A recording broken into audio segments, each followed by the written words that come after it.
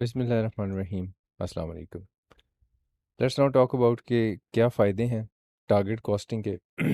Definitely target costing से आप कर क्या रहे होते हैं, अपनी ओवरऑल पूरी प्रोडक्ट की जो टोटल कॉस्ट है उसको रिड्यूस करने की कोशिश कर रहे हैं।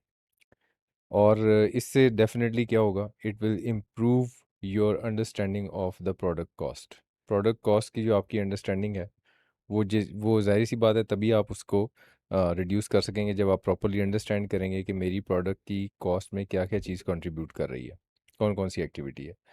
Cost control from product design stage से ही आप इस चीज़ के ऊपर फोकस कर रहे होते हैं कि मैंने अपनी कॉस्ट को कंट्रोल करना है, इसको रिड्यूस करना है। Your focus also on your customer, क्योंकि एक्चुअली तो आप कंपैरेटिव प्राइस रख ही इसलिए रहे हैं कि मेरी प्रोडक्ट जो है वो मार्केट शेयर कैप्चर करे जाके। तो your focus is also on your customer. तभी ये पॉसिबल हो सकता है कि आप टारगेट कॉस्टिंग को प्रॉपरली इम्प्लीमेंट कर सकें। It encompasses the entire supply chain. So ये सिर्फ एक सेल्स डिपार्टमेंट या प्रोडक्शन डिपार्टमेंट का टारगेट नहीं होता, ये टारगेट कॉस्टिंग ये एंटायर सप्लाई चेन में आपको मैनेज करना पड़ता है। Cooperation within company and with suppliers is enhanced.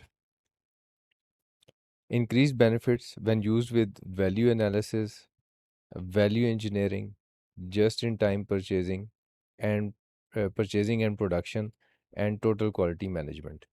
Now, इसके बहुत ज़्यादा फ़ायदे होते हैं टारगेट कॉस्टिंग के जब आप इनको इन चीज़ों के साथ इम्प्लीमेंट करते हैं।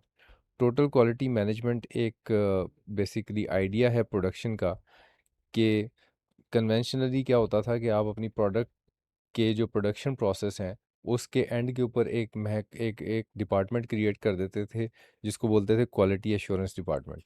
क्वालिटी एश्योरेंस डिपार्टमेंट का काम ये होता था कि वो ये चेक करता था कि प्रोडक्ट की क्वालिटी ठीक है या नहीं है, और जो प्रोडक्ट ठीक नहीं होती थी उसको साइड पे कर देते थे, उसके अंदर कोई डिफेक्ट्स हैं या रीवर्क ज़रूरी है तो वो कर लिए।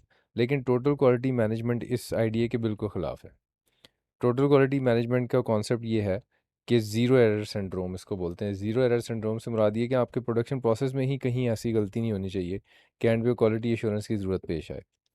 तो TQM बेसिकली ये है कि आप through out the production process quality को मॉनिटर करें, और एंड पे कोई क्वालिटी एश्योरेंस नहीं होना चाहिए। ये प्रोडक्शन प्रोसेस ही इतना स्टैंडर्डाइज्ड और अच्छा होना चाहिए कि वो 100% क्वालिटी इंश्योर करे।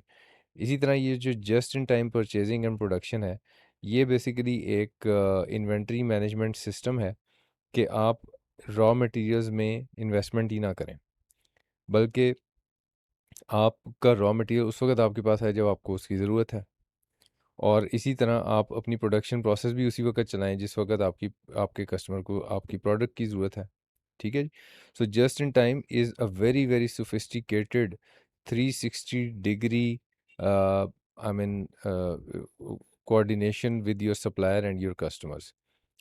फॉर एग्जांपल BMW Z4, आप इसमें ऐसा कर सकते हैं कि मेगा फैक्ट्रीज़ एक डॉक्यूमेंट्री है। BMW Z4 एक बेहतरीन दुनिया की स्पोर्ट्स कार है। इट्स अ कूपे यूजुअली जो पसंद किया जाता है। तो BMW Z4 जो है वो अराउंड 48 आवर्स में, अगर आप मेगा फैक्ट्रीज़ का डॉक्यूमेंट्री देखें तो उसमें आपको पता चलेगा 48 आवर्स में कस्टमर आके जो डिज़ाइन देता है, जो डैशबोर्ड जिस तरह का मांगता है, वो सीट्स का कलर जिस तरह का मांगता है, वो रिम्स जिस तरह के मांगता है, सो वो उसको डिलीवर कर दिया जाता है। इतनी जल्दी तो यहाँ थर्ड वर्ल्ड कंट्रीज़ में टेलर जो है वो शर्ट स्टिच करके नहीं दे पाता। तो ये कैसे इंश्योर करते हैं कि कस्टमर जो प्रोडक्ट मांग रहा है, तो डेफिनेटली इसके पीछे टायर्स की फैक्ट्री है, इसके पीछे रिम्स की फैक्ट्री है, तो ये सारे के सारे इंडिपेंडेंट सप्लायर होंगे ना। BMW तो बेसिकली टायर्स मैन्युफैक्चर नहीं करता है। इसी तरह सीट्स के लेदर जो हैं वो तो ये मैन्युफैक्चर नहीं करता है।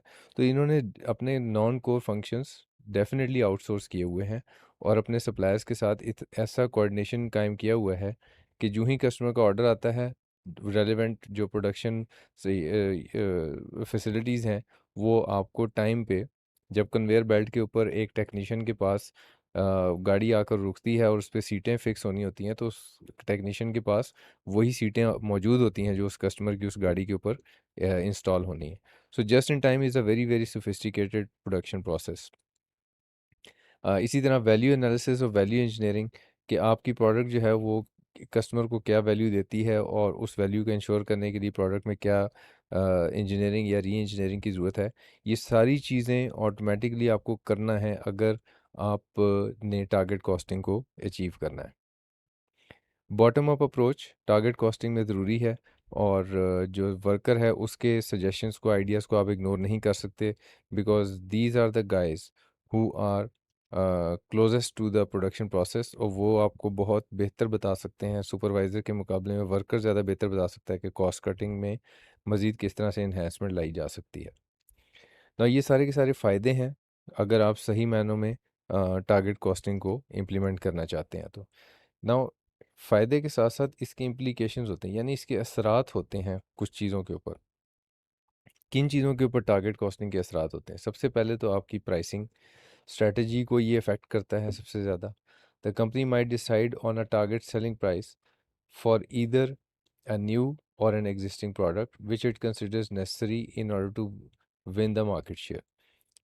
नाउ मार्केट शेयर हासिल करने के लिए डेफ़िनेटली आपको आपकी जो प्राइसिंग स्ट्रैटेजी है वो अगर मार्केट शेयर हासिल करने के लिए है, तो फिर इसका मतलब ये है कि आपको कंपैटिटर को देखना होगा और उसके बाद जो लोगों की बाइंग पावर देखनी होगी, फिर उसके बाद आप प्राइस डिसाइड करेंगे और फिर रिवर्स करके target costing. So target costing basically can lead you to कि जी अब आपकी प्राइसिंग क्या होगी, प्राइसिंग स्ट्रैटेजी को ये इफ़ेक्ट कर सकता है।